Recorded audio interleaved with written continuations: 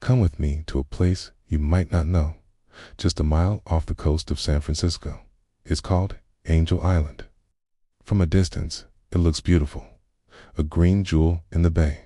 But for over 1 million immigrants between 1910 and 1940, this island wasn't a paradise, it was a prison. They called it the Ellis Island of the West, but the reality was much darker. People arrived here from across the Pacific, mostly from China, full of hope for a new life in America, the Gold Mountain. They were escaping poverty, war, and famine, dreaming of opportunity. But instead of a warm welcome, they were met with suspicion and fear. The Chinese Exclusion Act, a deeply discriminatory law, meant that most were immediately detained.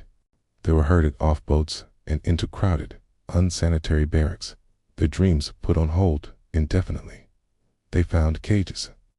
Families were torn apart, men separated from women and children.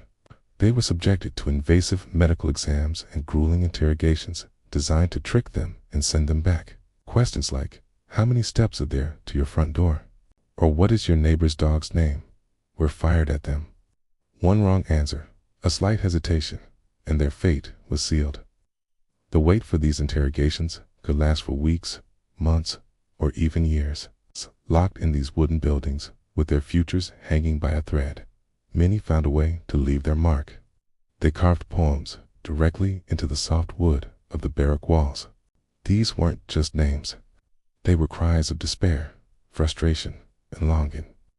One poem reads, imprisoned in the wooden building, day after day, my freedom is withheld. How can I bear to talk about it? Another says, America has power, but not justice. These carvings are the soul of Angel Island, a haunting testament to the suffering that took place here. Imagine the fear that soaked into these walls.